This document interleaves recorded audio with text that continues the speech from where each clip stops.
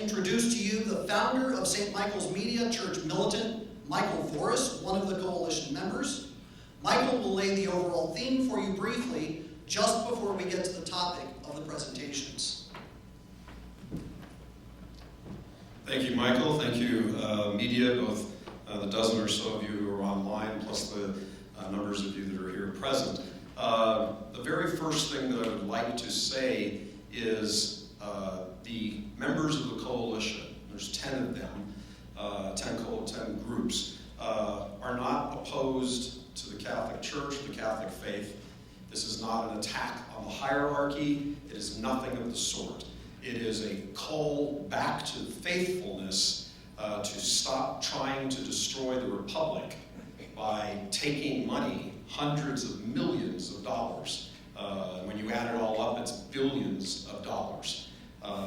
The USCCB, although it has the word Catholic in it, is not Catholic in any means, shape, or form. It is a political lobbying arm that the bishops established in the 1960s, and that is the end of it.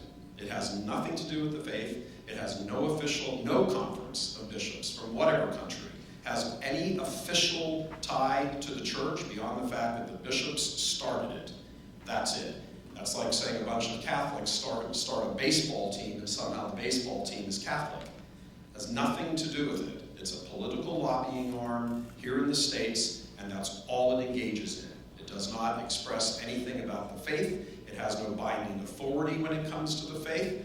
No bishop is bound to follow anything that comes out of the USCCB. That is not its role. It's set up as a political lobbying effort. That's why it's here in Washington, D.C., and not in Nebraska or Toledo or anywhere else in the country.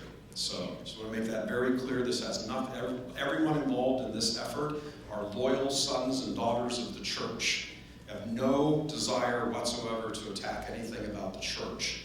However, the leaders of the church need to be called to task and they need to be called to heal. So, in addition to the 4 presentations that you will be hearing on 4 specific areas, we want to be very clear that the end goal of the Depositive Faith Coalition is specifically to defund the bishops and other members of what we will call the irreligious left.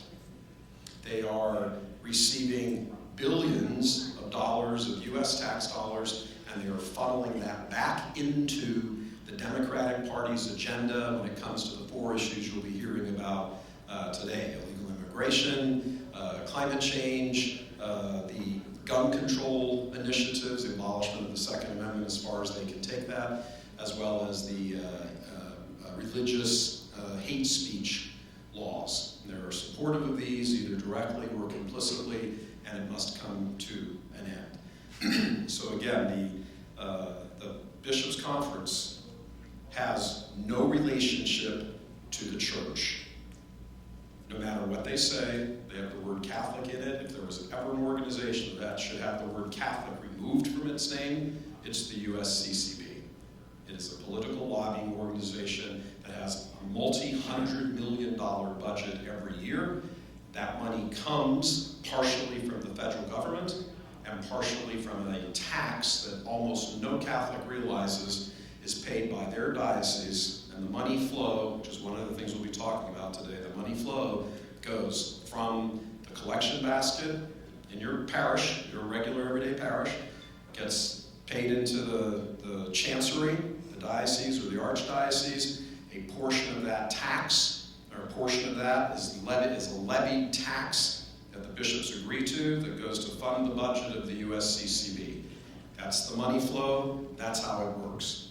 To show you how in love with money the bishops are, the very first item that was on the bishops' meeting following COVID when they gathered in person, the very first item was to increase the diocesan tax to fund even more the USCCB. And they passed it. Some of them complained, but they passed it. So let's not make any mistake here. We're talking about the temple riches. We are not talking about the faith. So to that end, we are engaged in an effort to spotlight this because virtually nobody who has knowledge of the church and politics has any idea of the amount of money that the U.S. bishops bring in.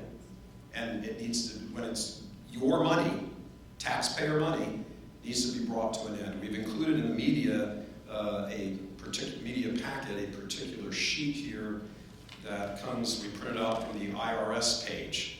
There are 3 different things we're trying to accomplish. This would probably be the most likely one, so if the media would like to reference this, or if you've already looked at it, you know what it is.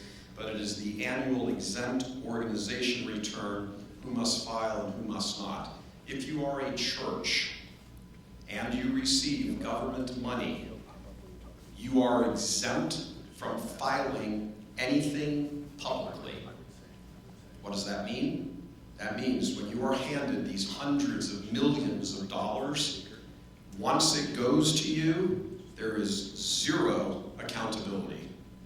We have no idea where this money is spent. On their internal audits for the USCCB, that's the KMPG Financial House, they do the auditing, they'll put down one line, Immigration Services, $67 million. That's the latest one, or 2 years ago perhaps, can't remember exactly. Here's a great giant number. Well, $67 million to who? For what? Where did it go? Did you buy phones? Did you put people up in hotels? Did you ship people around the country? Who were the organizations you were handing this money to? Are they friends of the bishops? Is there some sort of nepotism thing going on? They're not required to file. That exemption must be removed.